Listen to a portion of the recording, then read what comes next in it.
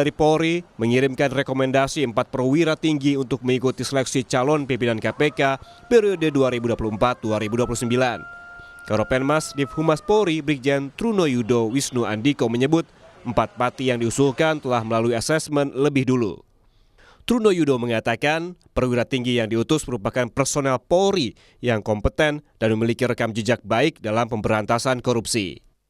Mabes Polri dalam hal ini berdasarkan pada pengumuman pendaftaran seleksi Capim dan Dewas KPK ya, sekira pada tanggal 4 Juni 2024, maka Polri memberikan beberapa nama untuk dalam hal ini yang tentunya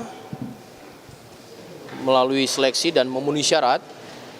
Ada 4 nama dan ini merupakan bagian personil terbaik di Polri.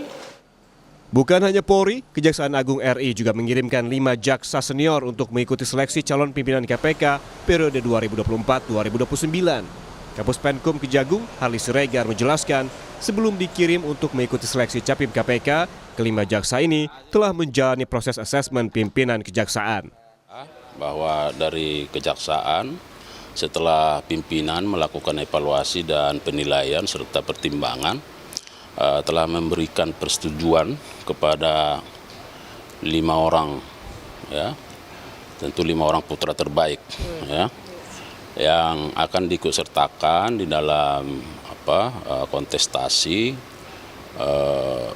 pemilihan calon pimpinan KPK 2024-2029.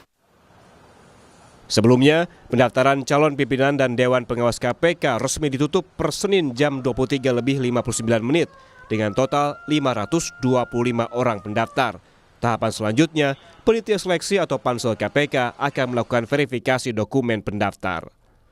Tim Liputan, Kompas TV.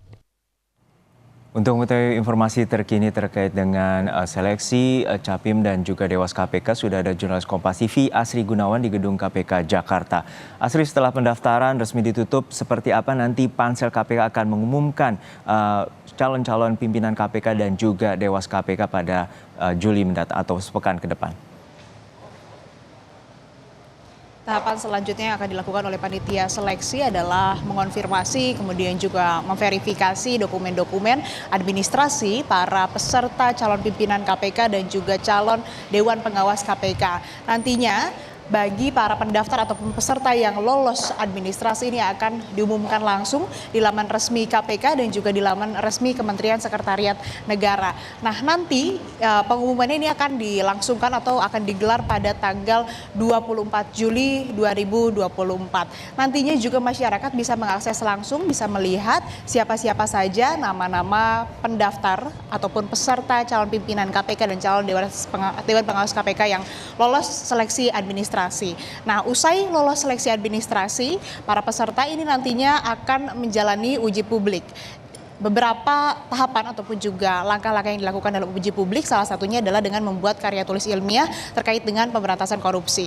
Panitia seleksi juga tentu ini akan memeriksa, mengecek rekam jejak dari masing-masing peserta calon pimpinan KPK supaya ini bisa dipastikan integritasnya. Apakah memang pernah bermasalah dengan korupsi ataupun juga bagi pendaftar yang merupakan ASN ataupun juga dari lembaga pemerintahan, apakah mereka sudah mendaftarkan LHKPN-nya atau belum. Nah, ini yang nantinya akan dilakukan pengecekan oleh panitia seleksi.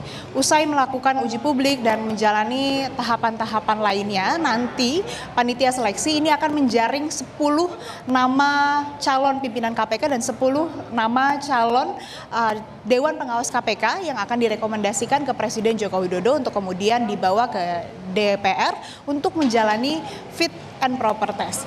Lalu Juno dan Saudara, hingga tanggal 15 Juli 2024 di mana proses pendaftaran atau masa pendaftaran ditutup, ini total sudah ada 525 pendaftar, diantaranya 308 merupakan calon pimpinan KPK dan 207 orang ini merupakan calon Dewan Pengawas KPK.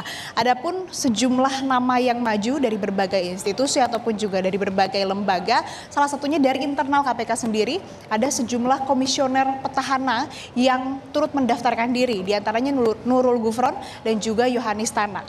Di luar dari Yohanis Tanak maupun juga Nurul Gufron, ada sejumlah komisioner KPK yang memang mendaftarkan untuk ikut seleksi calon pimpinan KPK. Di luar KPK, dari institusi Kejaksaan Agung ada 5 jaksa senior yang dikirim. Beberapa diantaranya ini merupakan yang pertama Kapus Penkum Kejagung, Harli Siregar, dan juga Kepala Kejaksaan Tinggi Bali, Ketut Sumendana. Lalu ada dari institusi Polri ini mengirimkan 4 perwira tinggi atau jenderal untuk mengikuti seleksi calon pimpinan KPK. Dan ada ex-Menteri Energi dan Sumber Daya Mineral atau Menteri ESDM, ini Sudirman Said yang juga turut mendaftar untuk mengikuti seleksi calon pimpinan KPK.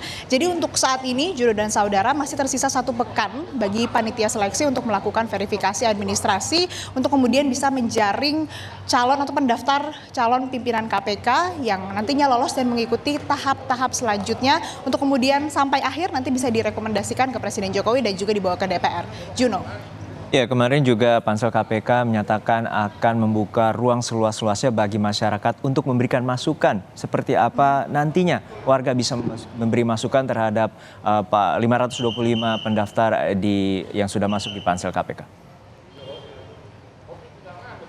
Iya, Wakil Ketua Panitia Seleksi Calon Pimpinan KPK dan Calon Dewan Pengawas KPK Arief Satya ini mengatakan bahwa tanggapan dari masyarakat bisa disampaikan melalui administrasi panitia seleksi elektronik atau APEL, yang mana ini tautannya adalah apel.setnek.go.id yang bisa diakses mulai dari tanggal 24 Juli 2024 sampai dengan tanggal 24 Agustus 2024. Masyarakat ini bisa memberikan masukan terhadap peserta-peserta atau pendaftar ini yang lolos administrasi. Banyak sekali juga sebetulnya ini tanggapan ataupun masukan yang sudah muncul seperti di paket berita yang sudah disampaikan sebelumnya dari peneliti ICW ini juga memiliki atau memberikan masukan kepada panitia seleksi untuk kemudian bisa lebih independen, tidak terintervensi dengan pihak manapun, dan juga menjadi catatan bagi yang mendaftar ini apabila yang mendaftar merupakan penyelenggara negara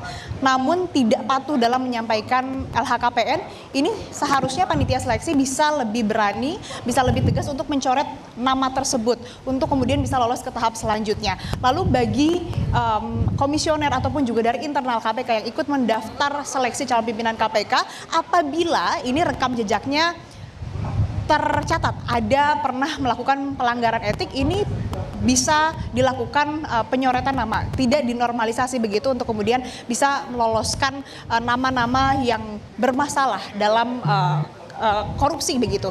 Nah, ini dilakukan dan dirasa penting karena memang agar KPK atau panitia seleksi ini tidak kecolongan lagi seperti kasus yang menjerat mantan Ketua KPK Firly Bahuri. Nah, peran atau keterlibatan masyarakat ini dirasa penting karena tentunya agar panitia seleksi ini bisa lebih independen, tidak terintervensi, dan juga tentunya harapannya ini bisa melahirkan pimpinan KPK yang berintegritas. Juno. Baik, kita nantikan bagaimana proses seleksi dan juga harapan publik untuk memberikan seleksi yang terbaik untuk para pimpinan dan juga Dewas KPK. Terima kasih jurnalis Kompas TV Asri Gunawan dari Gedung KPK Jakarta.